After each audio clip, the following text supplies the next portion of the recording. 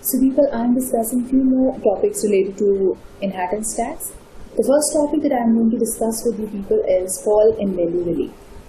The fall in value relief is applicable when an asset would have been transferred during a lifetime, and we have either it happened like a pet or CLT, and eventually when the IST is going to be calculated at the point of death, which is like death IST on lifetime transfer, then we observe a fall, a decrease in the value of an asset. If there had been a decrease in the value of asset subsequently, then of course the tax has to be reduced as well, and this concept is going to be explained here. But this relief is not applicable over the asset which was a wasting or depreciating asset by nature. So once again, that if an individual is going to make a lifetime transfer, either we'll be making a potentially exempt transfer or the chargeable lifetime transfer, and after making that transfer, the value of asset is going to be decreased, and the transfer would then become chargeable upon death. In that case, such relief is going to be applied. Once again, what I have already said, that fall in value relief is available on all assets except for the wasting or the depreciating asset. If the asset is retained by the recipient of the asset till the death of donor, then fall in value relief will be the difference in the value at the date of transfer and the date of death. But if the asset would have been sold by the date of death of the donor, by the donee, the relief still exists, but it would be then the difference between the value at the time of transfer and the time of sale, and not at the time of death. Fall in value relief does not have any impact over the other assets. That means if there has been observed in the value of asset, it is not going to reduce the value of other assets which have been made by the same person during the course of his life. So I'm going to put an example in front of you. For instance, there is a person called John.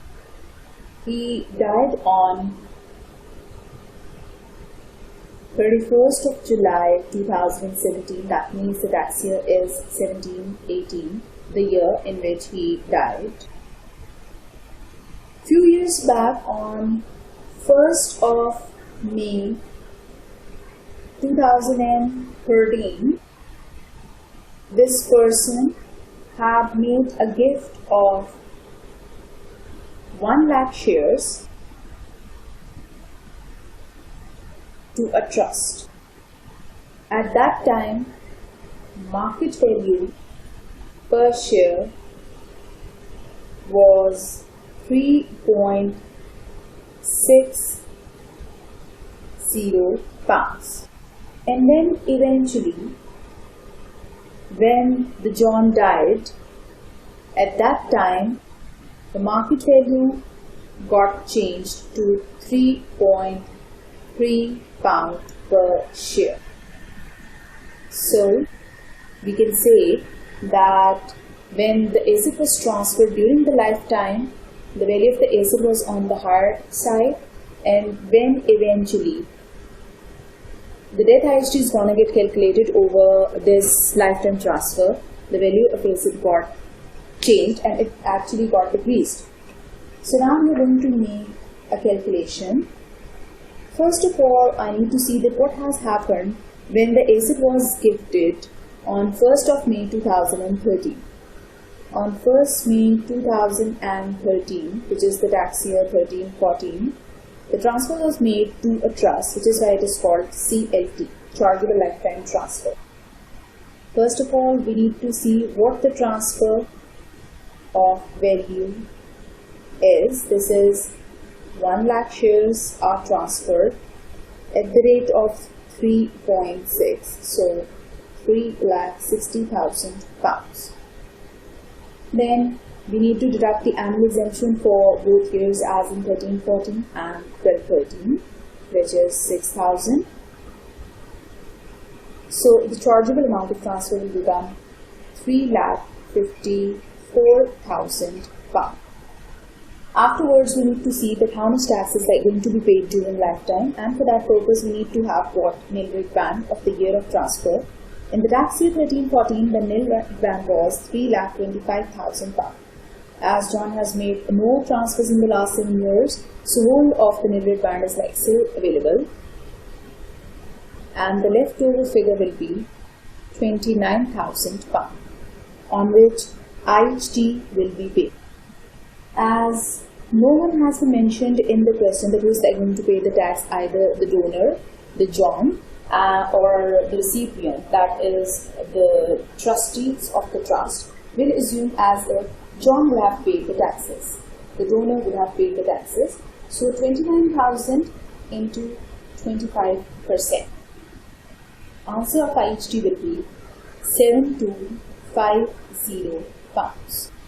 Afterwards, John dies on 31st of July 2017. That means within 7 years, and so death, IHT and lifetime transfer shall be calculated. But here we observe a thing, that the value of the share has been reduced.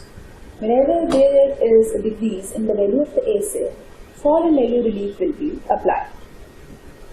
First of all, we need to see what gross chargeable amount at the point of death is, which is the chargeable amount of gift plus the tax value, 354,000 plus 7250. The total is 361,250. So the gross chargeable amount is 361,250. On this value of the asset, though, death IHT will have to be paid, but fall in value relief has to be applied first. We need to compare that what has been the value of asset now as compared to what had been the value of the asset before.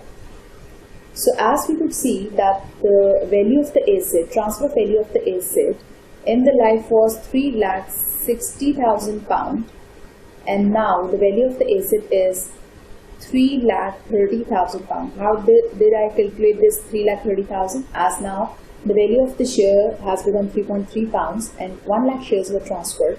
So now the market value of the shares in total is £3,30,000. So there has been a decrease of £30,000.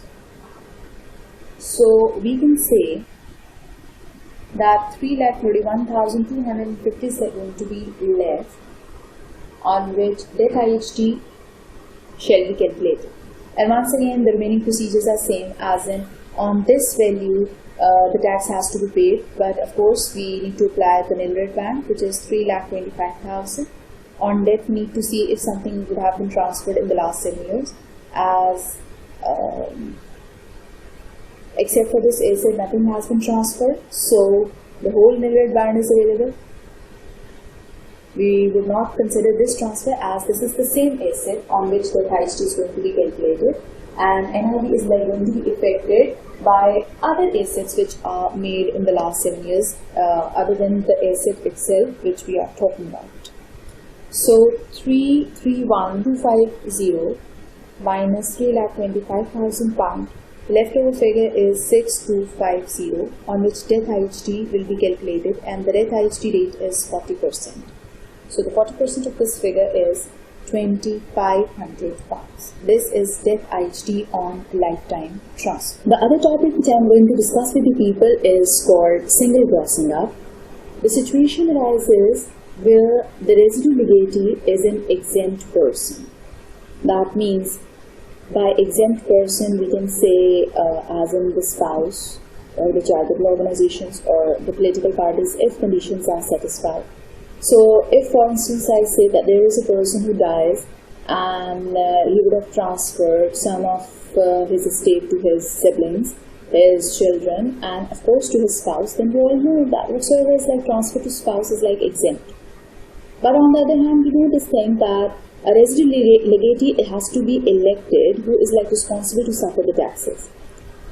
If the spouse is like said to be the residue legatee, then it is going to be a complicated situation, as in Whatsoever the estate is like going to be given to residual legatee is not subject to taxation. So we will not be applying the rate of death IHT over the estate that is transferred to exempt person. But exempt person will have to suffer the taxes over the property that has been given to rest of the people.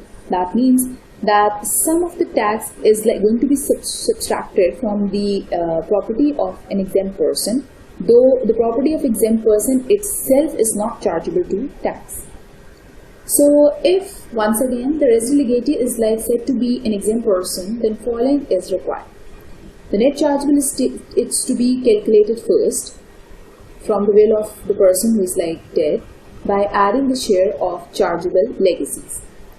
The value of net chargeable estate must be used for calculating IHT by applying this formula. That means whatsoever the estate has been left to chargeable legacies, that should be taken as 60%, because we all know that the tax rate is 40%. So whatsoever is like chargeable, the tax rate is 40%. So whatsoever is chargeable is like 60%. So if whatsoever is like left to the chargeable legacies that is equivalent to 60%, then we need to know that what the 40% is. That means what the tax rate is, and whatsoever the tax rate is that will be payable by the exempt person. So the specific legacies themselves are not responsible to pay off the taxes, though the tax rate is like going to be chargeable upon their own estate. Here comes a question that there is a person called Emma who died and left with an estate, overall estate valued at £9,50,000. So whenever Emma dies, her estate value is £9,50,000, out of which she has declared that her holiday. Here comes an example related to single grossing approval. There is a person called Emma who died, leaving behind her estate valued at £9,50,000, out of which holiday cottage of £1,80,000 was declared to be given to her son. She has left £2,20,000 for her daughters, £50,000 to charitable organizations, and whatsoever is like going to be left after even paying the taxes will be given to husband. So the residual legatee is an exempt person. So whatsoever is like left with the husband is not chargeable to tax. But whatsoever is like left to specific legacies are of course related to taxation, but whatsoever tax rate is going to arise will be paid out of the estate that is like going to be given to her husband. First of all, I need to see what net chargeable estate is. For that purpose, whatsoever has been given to specific legacies which are chargeable, that they need to be added up together. That means the holiday cottage, which is like going to be given to son, which is worth £1,80,000, and £2,20,000, which has been given to Emma's daughters, are going to be taken together. The total will become £4 lakh. Whatsoever net chargeable estate is, that is the figure which is like on which the tax has to be imposed. But of course, as they themselves will not have to suffer the taxes, rather Emma's husband will have to bear the taxes over the estate that has been given to Emma's children. So what we need to see is that whatsoever the net chargeable estate is, that should be divided over 60 and multiplied with 40. That if this is the figure without taxes, then what is the figure of tax? The tax figure will turn out to be £50,000. Now we can easily see that how much would have been left to husband. If we see that Emma's total estate value is £9,50,000, out of which she had declared to give to her son £1,80,000. She had decided to give £2,20,000 to her daughter. £50,000 is like transferable to charitable organization, which is itself exempt, while the balance will be left to her husband, and even after the payment of taxes. So first of all, I need to see what the tax figure is, then the balance will be derived. The tax figure is again the 50,000, which we have calculated right now, and the balancing figure will be given over to Emma's husband. The balancing figure is 4,50,000 pounds. So this is how the whole estate would have been distributed. Here comes another topic which is called QSR, Quick Succession Relief. Whenever the asset becomes chargeable second time because of the two deaths are going to happen within 5 years, then quick succession relief will be available on the second death. So once again, I will explain this, that if one would have transferred the asset and then the person dies, we all know the death IHT on lifetime transfer will be calculated on the transfers made during the lifetime if they appear in the 7 years before the date of death. If the asset has been transferred to someone else, of course, and that the second person, the recipient of that asset, would die, then death IHT on the second death will generate.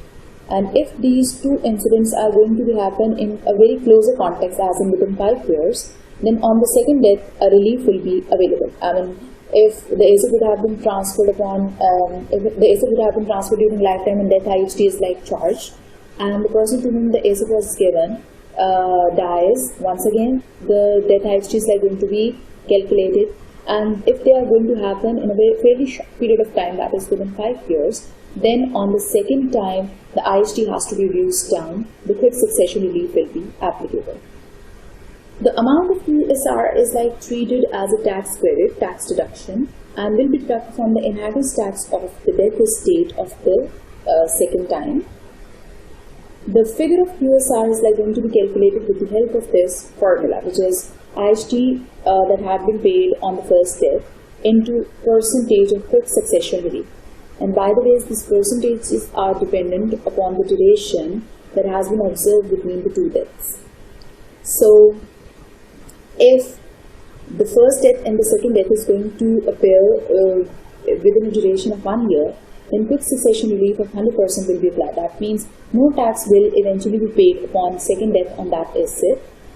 If after the first death, second death is going to appear in between more than 1 but less than 2 years, that means in between 1 to 2 years, then 80% of the second time's tax will be reduced. If in between the first and the second death there is a gap of more than 2 but less than 3 years, the tax appearing on the second death will be reduced by 60%. If there is a gap of more than 3 but less than 4 years, then 40% of the tax on second death will be waived off. And if there is a gap of more than 4 but less than 5 years, then whatsoever the taxes are going to be generated on second death will be reduced by 20%. And if after the first death there is a gap of more than 5 years in between the first and the second death, then no quick succession relief will be applicable. Now comes the topic which is called DTR, double taxation relief. Double taxation relief is applicable over overseas property, as in when someone has transferred the property which is located in some foreign country, then of course as the person is resident in UK or even domiciled in UK, the IHT on such estates will be generated. But of course, as the property is physically located in some foreign country, then foreign tax will have to be applied as well. So on the transfer of one property, the taxes of 2 different countries will be applicable. In that case, a kind of relief has to be applied which is called double taxation relief. In such cases, double taxation relief could be applied in one of the 2 forms, as in either it is going to be relieved in the form of bilateral treaty or it is going to be done through unilateral treaty. If there is a concept of bilateral treaty, that means that the government of UK has some sort of arrangement with the overseas country, and which is why one of the 2 countries would have decided to charge the tax while the other country would not charge the taxes. So we can say that in this case, the UK and the overseas country has certain type of arrangement in place because of which taxpayer will not have to suffer double taxation. But whenever there is a unilateral treaty, that means that UK does not have any double taxation arrangement in place with any foreign country, with that foreign country.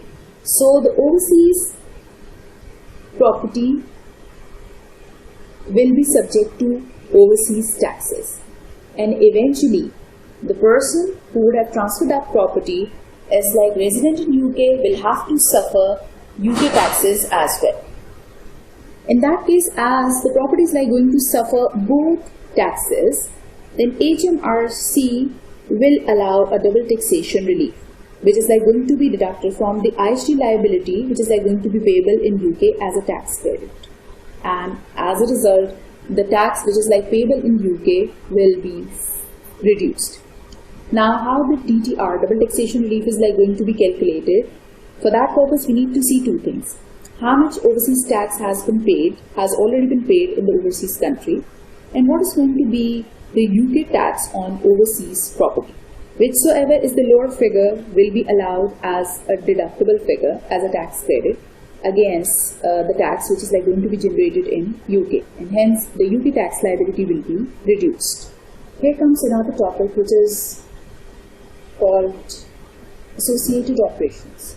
For instance, if there is a person who would not be transferring the asset in full, rather we would start transferring the asset in pieces, so that after making transfer of one piece of the whole asset, the market value of the remainder asset would have been reduced down, therefore significantly affecting the IHT of the leftover asset.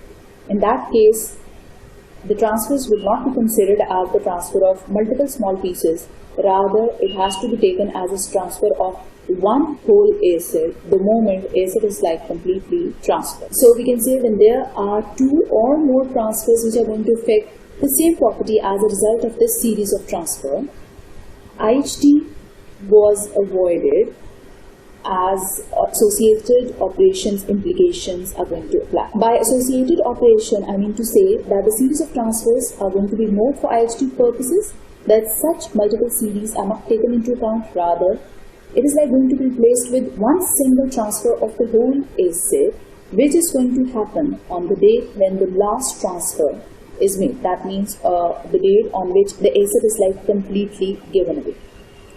But there is like an exception to this rule, that associated operations may still be taken into account if the transfers are going to be made to spouses, because whatsoever has been given to spouses, whether in a series or as a whole, like in a lump sum way, then it is like it has to be exempt in any way. So associated operation implications are not applied in case the asset would have been transferred in a series to spouses, but it would definitely be applicable over the assets which are going to be transferred to other people, other than spouses.